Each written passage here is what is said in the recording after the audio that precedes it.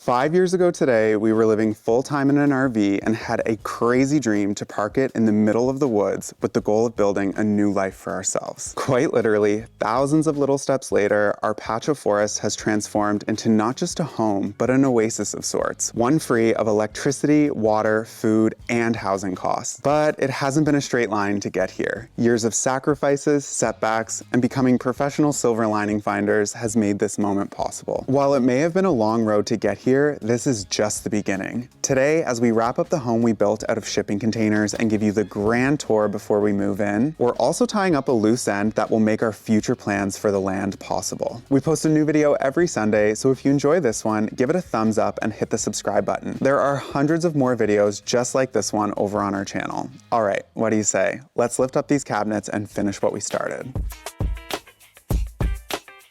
This is gonna look so good. So in our closet, what we did is we're doing cabinets that match the cabinets in the kitchen. This will be some drawers here and then just cabinets all along with our washer and dryer here. But this way, because the family room out there, if we're hanging out with friends and stuff and you know they wanna use our bathroom, we can have the doors closed and no one sees all of our mess and clothes and all that kind of stuff. Just keeps it nice, clean, and tidy. With all the built-ins and cabinetry up there, it's getting a little tight for all three of us to be working, so I'm coming over to the workshop to scratch another huge thing off the to-do list. The last few weeks have just been so exciting, you guys. Seeing this vision that Todd and I have had in our heads for literally years, finally just like all coming together. It's such a cool feeling. This workshop, for example, like a year ago, we built out the entire interior of this and it has been the perfect place for storing our tools, but Todd wants to make this a little Lego studio eventually. He loves putting together Lego, so being able to display it. Oh my God, there's actually one right there. Look how cute this is. It's a little bonsai tree. Anyway, it's something he really enjoys. So it's cool to be able to, you know, have this space for that, but also our tools. And most importantly, it's going to provide power to the greenhouse that we're eventually going to be building next to it. When we shared all of these plans with you last year, a company emailed us and offered to send us their entire electrical system in order to accomplish all of that, free of charge, which is absolutely insane. So I have to say a huge thank you to Bluetti for sending us all of these boxes. It really is giving Christmas morning in here. So let's do the biggest. See what's going on in here. Hey buddy, see what's going on in here. On Christmas morning growing up, my parents were really big on you open one gift at a time, then put all the wrapping paper and box, you know, break it down. No. I'm an adult now, and I can do what I want. Are you excited? We're gonna have so much electricity, and we're gonna grow fruits and vegetables. Which vegetable do you wanna grow first? You like carrots? You like broccoli? Don't you? You boys are cute, and you're distracting though. That's the problem. That is the problem. Oh, this is gonna be badass. Crazy. Okay, so I am super excited to see how this comes together. Rather than buying a bed for our bedroom, Ty and I designed one that is going to be perfect for the space. Dumpy was able to find some industrial hinges and tracks that's going to make this even cooler. How do you know which holes to use? I'm just using them all. So then to attach this, we would pull it all the way out. Yeah. Have you flushed front and back? Yeah. Well, that looks good. Yeah. How tight did you make the plywood? If I did it right, it's tight, but it could be How long did you cut it? 80 and a half. Perfect. Fits. Yeah. There. That wasn't so bad. No, not at all. Double as a stage. Bedroom karaoke parties. The design of these batteries is so clean. I love how they each perfectly stack on top of one another, and then the main inverter and charge controller, like the brains of the system, stack right on top of all the batteries. So this is the Apex 300. Such a clever design. I don't know if you guys remember, but Todd and I actually made all of the wires by hand for the system that powers the containers and the dome. It took forever. And not only that, but this is a way safer model. It has a lock and unlock button, so when you put it in the hole, it clicks so you know that it's in there, and then you just repeat all the way up. And what that's doing is allowing the main system on top to harness the power in each one of these battery banks. Okay, so I just finished installing the hub on the wall, and what this does is allows both units to become interconnected and share all of that power. So This is pretty cool because what it allows us to do is go from 120 volts to 240 volts. Now we can power high demand things like the heat pump, the water pump, everything for the greenhouse. If we find that we need more power later, we can just add more of those battery units underneath and we can expand it all the way up to 12 batteries. So I'm sure some of you are probably wondering, like, why do we need this system when we have our other system that is powering the dome and the containers? While all of the buildings probably look really close on the land, they're actually super far away.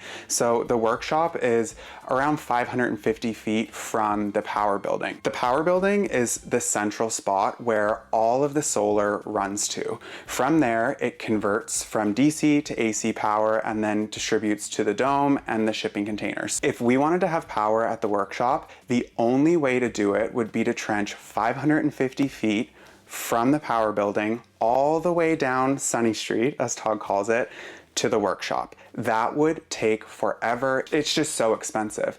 With the solar panels right there, we can take some of those panels to power this system. From here, this will power the entire building. Rather than having to trench and do all of that, months of work, it's all set up right here, ready to go. As powerful and quite frankly cool of a system this is for off-grid, its true power is for on-grid homes. It has a thing called peak load shift technology. This is why this unit has the lowest payback period of only 2 years because of how much money you save on your electricity bills.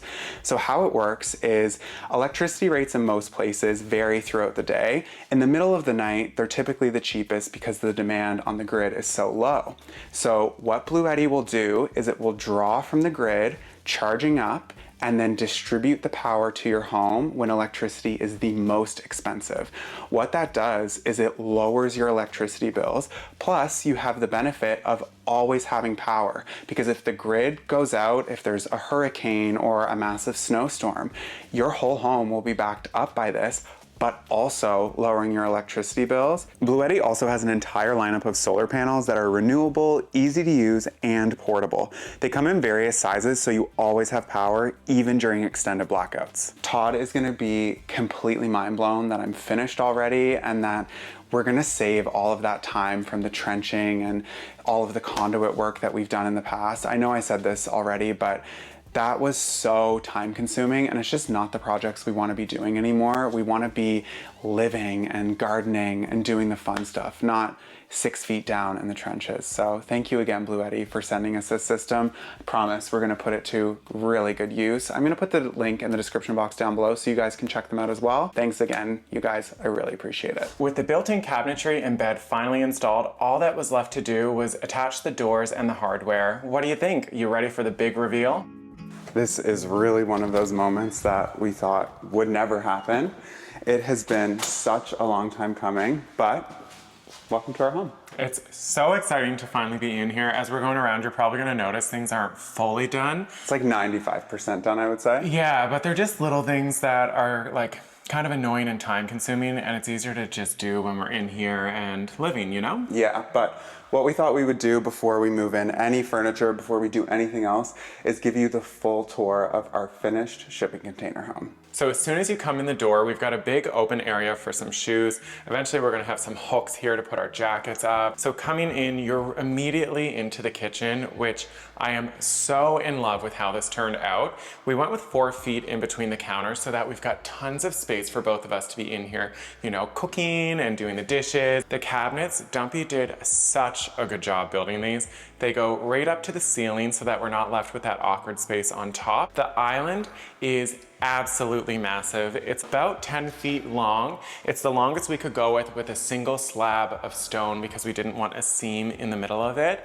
And I just love the way it turned out. It's deep on the back side for some stools to get your legs under for additional seating, but it's gonna be really good for cooking and also when we're having dinners because you can just set all the food out here. People can do a circle around, get what they want, and go get a seat. We went with toe kick lighting throughout the whole kitchen to give it a nice glow and so that when it's dark out, we don't need the overheads on all the time. It's just, you know, soft lighting. It's perfect. It's a dream kitchen. Coming this way, we've got the smaller of the 2 bedrooms on this floor. I think we're gonna set this one up as an office, but when you come in, you've got a nice window that opens, so there is an egress window, and then this one is just for light, and then a nice little closet here. In between the 2 bedrooms, we have the bathroom. So this is another example of the stuff that's not fully finished. There will be glass to enclose the shower. It's just that stuff all takes time. It is a smaller bathroom, but honestly, we maximize the space in here and it does everything that you need. So we'll have a countertop here.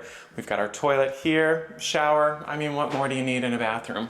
Throughout the whole house, we went with pocket doors. So they just slide in and out of the walls. The reason for that is we're limited with the widths of the shipping container. So this bedroom is in one shipping container, this bathroom is in another, and the second bedroom is in the third container. By having pocket doors, we didn't need that 3-foot swing of a door, although we did end up putting one here. This is a pantry. That's what we're using it for now, but it is plumbed and electrified for a washer and dryer. So that way, if in the future we can't get upstairs to where our bedroom and the washer and dryer is, we can move it down here and age in place in the house. Coming into the living room, it's just wild. It's hard to believe that this is just 3 shipping containers and what it used to look like. And It's now unbelievable. it is, and it's just such a warm space. I love the way that the beams turned out. These are big steel beams that are supporting the upper container and the second floor. So to encase them, we went with white oak and had these beams built to just go around them, and they turned out absolutely beautiful. In the living room, the focal point is this beautiful fireplace. It's 3-sided glass, and the way that it works is it just slides up so you can put your logs in and then you slide the glass back down. But what's really cool is this is a German wood stove. So it's super efficient, and we're actually able to heat the entire house with just this one wood stove, which is really good for the winter days. We decided to put a bench all around. This is 2 purposes. One, we needed to meet our safety clearances for non-combustible material. So that's what this width is. But then we figured instead of it being low on the floor, let's bring it up to the height of the wood stove so that it works as additional seating. So we've got all this bench area for people to sit and hang out. We put our wood storage underneath the bench on the 2 sides so that it's out of sight, kind of tucked away, but it's also super close to get to put another log on when we need it. I think it was a great idea. Yeah. Plus, like, you can imagine what furniture is going to look like in here. Like, this is the couch. Super open concept. Coming this way, we've got the final bedroom on this floor. This one is the bigger of the 2 bedrooms, so we're probably gonna put a little Murphy style bed in here, I think. That way it's not congested all the time, but when people come over, there's a nice space for them to sleep. And then underneath the stairs, we have a mechanical area. So even though this is under the stairs, it is a lot of space for a mechanical room, and that's because up at the power building, we have all of our main electric, the inverters, everything that we need, as well as the water filtration system. So in here, all we have is our 200 amp sub panel. So these 200 amps that are fed to here power the entire container home. And then right here, we have our little data system that you can see is not wired. We want to do all of this ourselves because it's really expensive to get someone to do, and you don't need to be an electrician. So we need to put all of our data jacks behind the TVs and where we're eventually going to set up our office, but that's a project for another time. And then in through here, underneath the stairs, is where we put our on-demand propane hot water tank. So this is pretty cool. This is a tankless option. So whenever we turn on hot water, it will instantly fire up, and like the name says, it's on demand. So this was kind of an afterthought because, as you may remember, we had a plan to entirely heat our hot water using solar energy. So we installed the glycol tube system in order to provide space and water heat, as well as the byproduct would be to heat the pool. But until the pool is fully up and running, there's nowhere to store the excess energy that that system produces because we don't want it to explode, obviously. So long story short, until the pool is fully up and running, we have this propane heater that will heat our hot water. But the really cool part about that is when the system is eventually up and running, this will act as stage 2. So if there's ever a period where the weather isn't cooperating and the glycol system isn't producing enough heat, this propane will lift up the rest of the work on the system, and it shouldn't be very expensive to run, which is really great. So if you notice all of these venting pipes that wrap around and go out that way, the biggest Tyler and Todd luck happened. I actually can't even believe this. If you remember a few months ago when we installed the automatic blinds everywhere throughout the house, all 27 of them, you see this little system right here. This is where all of the cables run to.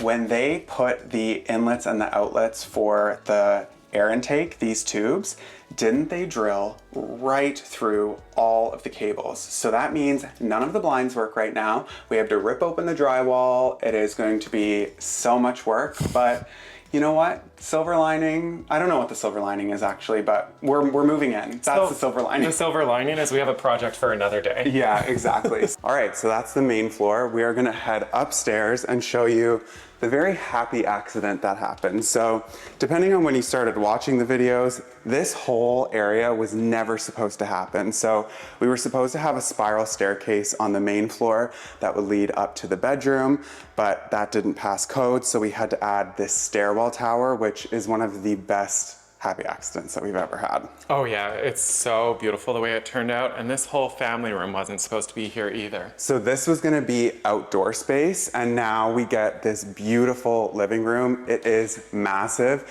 The ceiling height in here is 13 feet, so it feels really airy, especially with all of the big windows.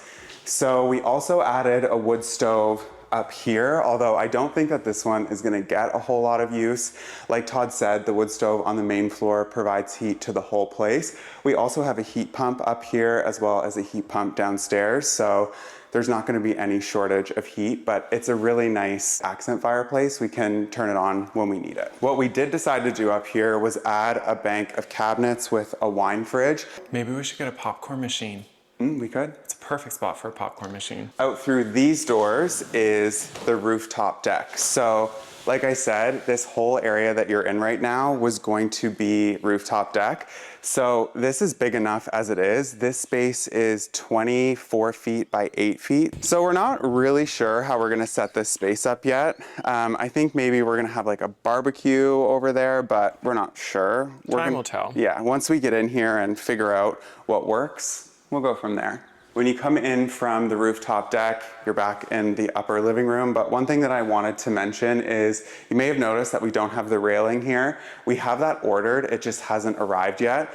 Like Todd said, there is still some stuff left to do, but we can handle that once we're in here and we're moved in. We're just gonna pick away at things. Plus, it's gonna make it easier to get the couch up here and true. Move everything in. Good point. So when you come in this way, you come into the fourth and final shipping container. So this is another 40-foot high cube container, and it's also the primary suite of the house. So when you come in here, this is our bedroom. So we built a platform king bed to go underneath this big window. I think it's the perfect use of space because we have these 5-foot drawers that slide all the way out here. You can actually stand on these. They handle, I think, 580 pounds each. They're meant for fire truck doors. So when you open them and they have all of their gear on there, it's pretty cool. Because you never know when we might get into firefighting gear, you know? Exactly. But having both of these just adds so much storage space underneath our bed. You may have noticed this on the main floor. This is a backup propane heater. So for some reason we don't have the fireplaces running and there's no electricity from the heat pumps, these will kick in and make sure that the house still has heat, which is really important. Coming through this way, this is our closet. We wanted to do all of the cabinetry the same throughout the house. So this again is the white oak, the exact same stain and style as downstairs. We have so much closet space, like more than we could ever possibly use. But what else were we gonna do with this space? Like this is the hallway into the bathroom, so it made sense to just fill it completely. We are still waiting on the dryer. We're not really sure when that's coming. So, or no, is it the washer? The washer. The washer, yeah. So that's gonna tuck in nice and neat here. We're gonna have it trimmed all around, but just gotta wait on that. And then last but not least, this is our bathroom. It turned out so much nicer than we were expecting. It is huge. It has so much natural light from all of the windows as well as the mirrors. I absolutely love it. A lot of you said that we shouldn't go with this green because it will make our skin complexion weird, but I think because of how much natural light is in here, it doesn't do that. I get what you guys were saying, but I'm really happy that we went with it. It looks so natural with all of the trees just out the window. I think it works really well. So when we were first figuring out where we wanted to build the house, we had lived here for a while in the RV, which was super helpful because it gave us an appreciation for south, west, east, and north, which is very, very important when you're building. So we positioned the house perfectly south, and what that allowed us to do was make sure that all of the windows were south facing. So we get all of that solar gain in the winter. We have automatic blinds that come down in the summer so we can block the heat out if we want. But what's great is our bedroom faces east. So we wake up with the sunrise, the shower faces west. So the sunset goes down, and then all day we have all of this natural light coming in. I think it was a really good decision to take our time with this. I mean, 4 or 5 years might have been really taking our time, but it's just turned out so perfectly the way that we wanted that it was worth it. Totally. Another cool thing is this right here is our in-floor heat. So we put in-floor heat on the main floor bathroom as well as the upstairs bathroom. Just obviously being here in Canada in the winter, it gets quite cold. So we want to make sure that the bathrooms always are nice and comfortable. Up to the attic we go. So I'm sure some of you were wondering, what is up here? What's going on with this big hole? This is the attic space, and it's not just meant for, you know, storage of Christmas decorations and all of the stuff that I'm sure Todd has planned.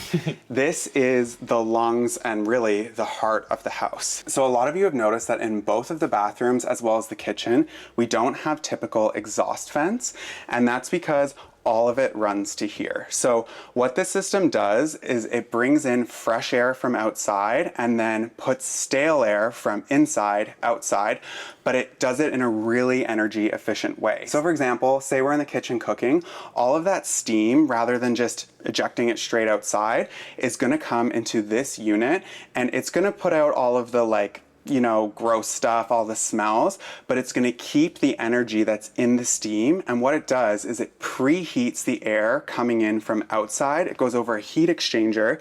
And what that does is it makes it more energy efficient to run our home.